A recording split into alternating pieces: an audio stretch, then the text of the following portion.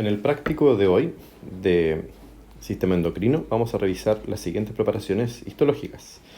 Podemos revisar varias de las láminas que están cargadas en el microscopio en casa, como por ejemplo esta muestra que corresponde a hipófisis de bovino, y acá podemos ver esta muestra que corresponde a tiroides de canino, hipófisis también de canino, acá tenemos suprarrenal de canino y páncreas de canino. También podemos ocupar esta glándula adrenal o suprarrenal de bovino. Adicional a ello, también pueden revisar la muestra de corte por cuello. Esa muestra de corte por cuello es esta muestra. También van a poder revisar tiroides en esta preparación. Ya, entonces, en relación a lo que hablamos en cátedra, lo importante de reconocer en cada órgano, partiendo por la hipófisis, son sus estructuras. Recuerden que la hipófisis está caracterizada por tener tres regiones principales, que son la neurohipófisis, como lo ven acá, en toda la pantalla, la hipófisis intermedia, que lo tenemos acá, con el coloide, que es esta estructura que aparece aquí de color rosado, y la adenohipófisis. Si comenzamos con la adenohipófisis, recuerden que es importante reconocer que existen células que son de la familia de las células cromófilas y se distribuyen en dos tipos, que son las cromófilas acidófilas y las cromófilas basófilas. En esta muestra ustedes van a poder observar células cromófilas, que son aquellas que tienen un citoplasma eosinófilo intenso, y las cromófobas, como la que aparece en medio de la pantalla, son las que tienen un citoplasma basófilo. También van a observar aquellas cuyo citoplasma no se tiñe, como las cromófobas. Ahí tienen que relacionarlas con la hormona que produce cada célula. Yo no lo voy a explicar ahora el tema de qué hormona produce ni qué efecto tiene, porque eso es parte de los contenidos de cátedra, así que ustedes tienen que sumar a esta descripción y a esta observación en un apunte, ¿verdad?, qué tipo de hormonas produce cada una de las células. Eso también lo comenté en la parte de cátedra y también ustedes pueden revisar la cátedra completa. Esta es la adenohipófisis entonces, es la porción que tiene esta glándula donde la organización es de tipo cordonal y van a ver varios vasos sanguíneos como estos vasos venosos que se ven acá, que también forman parte del parénquima de esta glándula, como el vaso venoso que estamos viendo en esa región. Si nos movemos hacia el otro extremo, vamos a poder observar la neurohipófisis. En la neurohipófisis recuerden que lo importante es la presencia de axones, que corresponden a todas estas estructuras que parecen filamentos, pero que en realidad no lo son, porque acuérdense que en el tejido nervioso no hay fibras. Estos filamentos corresponden a axones amialínicos y las células que tienen un núcleo como el que se ve ahí, un núcleo de tipo fusiforme, corresponde a los pituicitos. También observamos vasos sanguíneos como esas vénulas que se ven ahí o capilares, teniendo presente en que los capilares que van a encontrar son de tipo fenestrados. Las fenestraciones no se ven en los capilares porque corresponden a estructuras extremadamente pequeñas, por lo tanto es imposible mirarlas a un microscopio óptico. Pero tenemos que saber que esos capilares pertenecen a ese tipo de capilares. Por lo tanto, observar axones, pituicitos y capilares. Si bien esta descripción es bastante rápida, la idea es que ustedes manejen estas muestras y observen y se tomen el tiempo para recorrer la preparación y ver las características de este tejido. Cualquier consulta, cualquier duda me pueden preguntar cuando nos veamos en laboratorio. Bien, pero es para que tengan un respaldo de qué fue lo que vimos en el práctico con los grupos. En la otra muestra de hipófisis, que es una hipófisis de vaca, pueden reconocer lo mismo. Tenemos la hipófisis intermedia, que ahora la vamos a ver aquí a toda pantalla, con estas células que también forman cordones, lo que tenemos aquí, también son células secretoras de hormona, y la hormona almacenada en coloide, que corresponde a esta estructura que se ve de color eosinófilo bien brillante. El coloide, recuerden que es la forma en que se almacena la hormona en la glándula.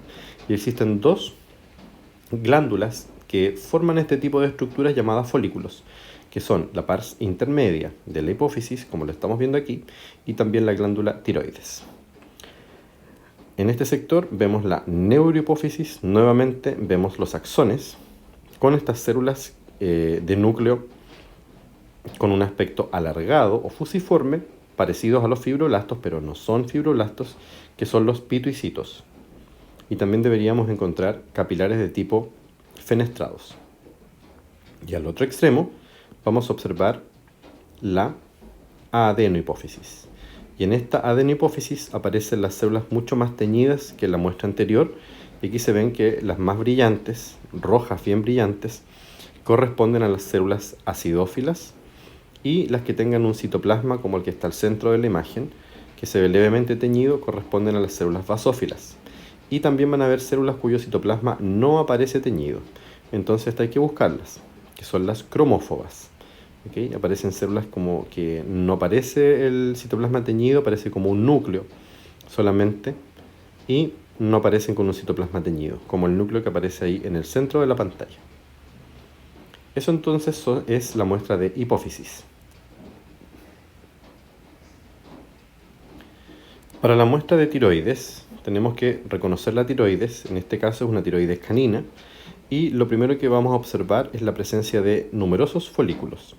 Folículos que tienen distinto tamaño, como este folículo grande que está aquí al centro de la imagen, o estos folículos más pequeños que aparecen acá.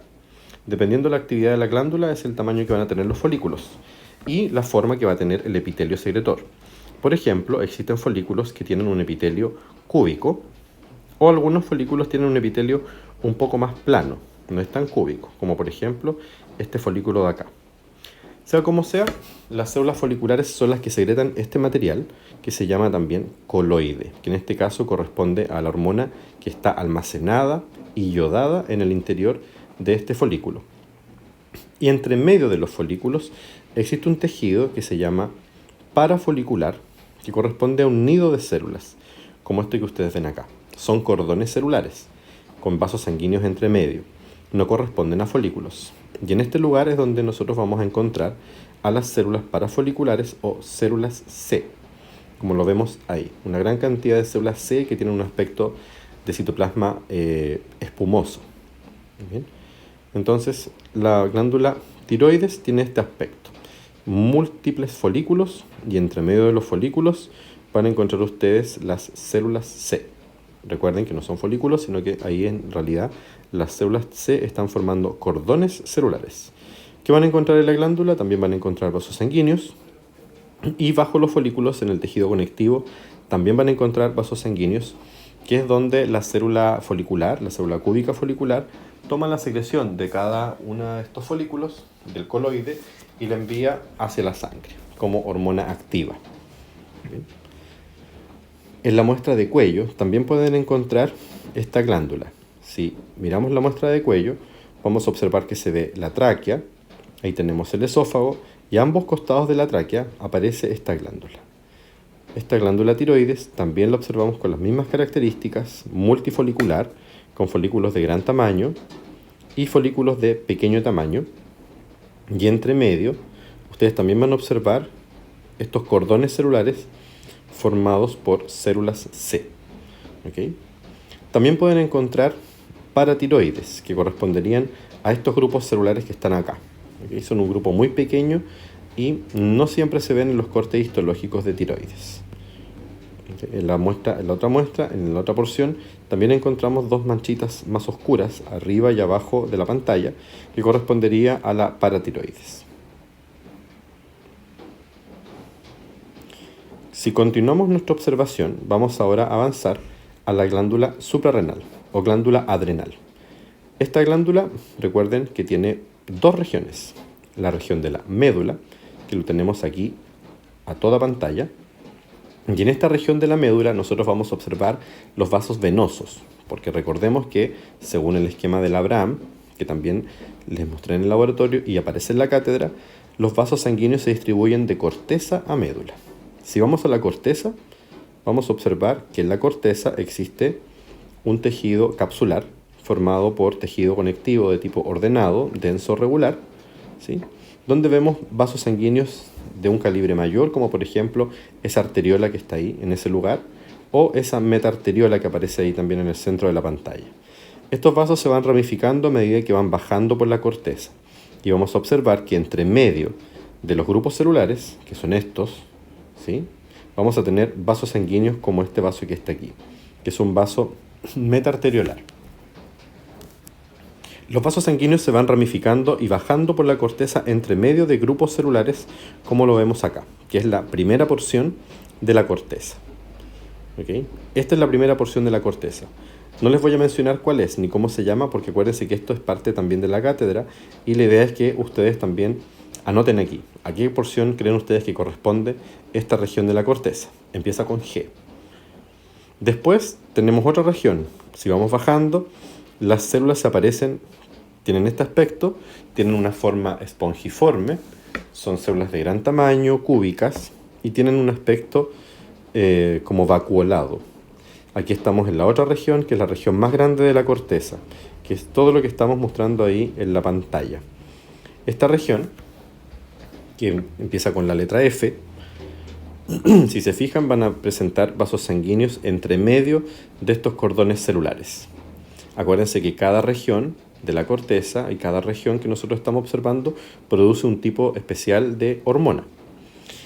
Vamos a llegar a esta porción más inferior, casi al llegar a la médula, que es la región que empieza con la letra R. La clave es encontrar lo siguiente. Los vasos sanguíneos, como estos que están acá, tienen el mismo grosor que los cordones de células. Por lo tanto, cuando ustedes logren ver que los vasos sanguíneos tienen un ancho igual a la altura de la célula o al ancho que tienen las células, es porque ya llegamos a esta región por completo. Por lo tanto, ahí estamos observando esta región de la corteza, que es la última porción o la tercera porción de arriba hacia abajo antes de llegar a la médula. Acuérdense que comienza con la letra R.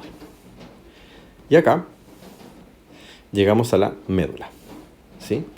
En la médula vamos a encontrar distintos tipos de células cromófobas y cromófilas, entonces, o células también llamadas cromafines, y vamos a encontrar unas células que recuerdan mucho a los que son los somas neuronales.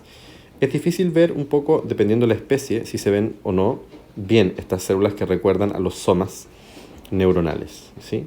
Son estas células que generalmente van a tener un núcleo bastante grande, con un nucleolo bien marcado o bien dibujado o bien prominente.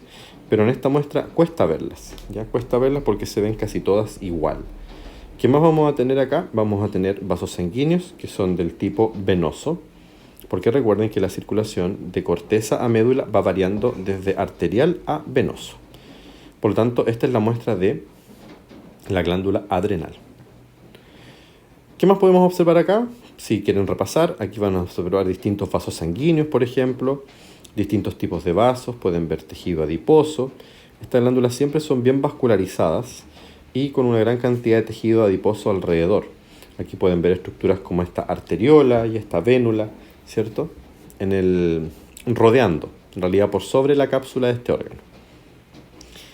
En la muestra de bovino, lo mismo. Aquí también tienen la glándula, ahora está mucho más teñida y se ve la circulación bastante más teñida y los tabiques de conectivo, porque como esta especie es mucho más grande, hablamos de una vaca, ¿verdad? La glándula es bastante grande y hay algunos tabiques conectivos, como esos tabiques que ustedes están viendo ahí, que se desprenden de la cápsula, que sería esta región. La estoy mostrando al revés ahora. Vemos la primera porción, que es la primera porción de la corteza. Después aquí aparece la segunda porción, donde las células, ¿se acuerdan? Se llaman espongiocitos, tienen este aspecto. Y después vamos a llegar más profundo a la región que yo les mencionaba con la letra R, donde aparecen ahora estos vasos y el ancho de las células.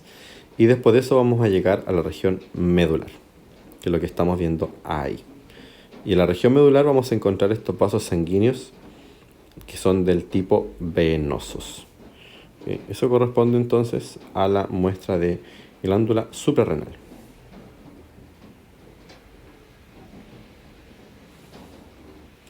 Y para terminar vamos a reconocer páncreas. En el páncreas nosotros vamos a encontrar dos regiones principales, la región exocrina y la región endocrina. La región exocrina está formada por los acinos pancreáticos y la región endocrina está formada por los islotes de Langerhans.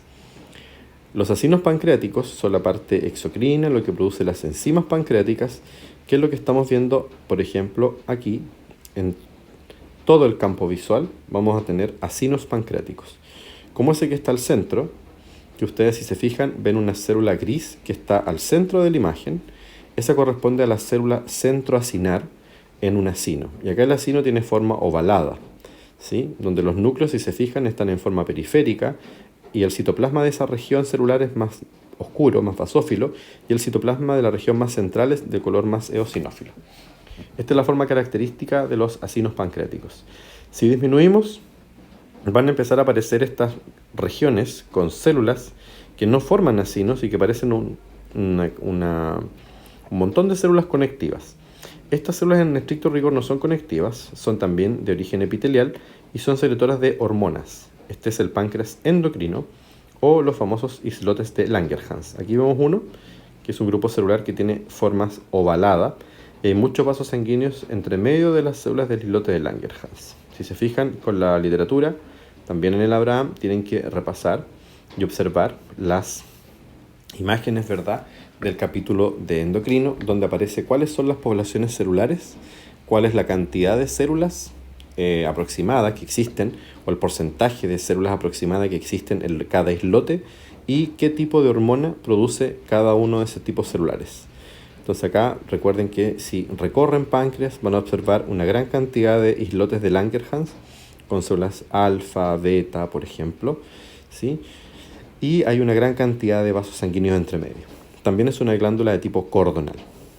Importante acordarse cuáles son las glándulas cordonales foliculares, cuáles son las que tienen vasos sanguíneos entre medio de las células y cuáles son las que almacenan su producto de secreción y después lo llevan hacia la sangre.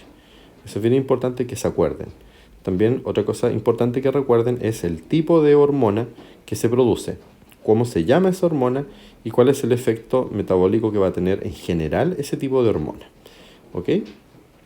Por lo tanto, así concluye el práctico, y estas son las muestras que ustedes tienen que observar y apoyarse ahí con la literatura y con los esquemas del Abraham para el práctico de sistema endocrino.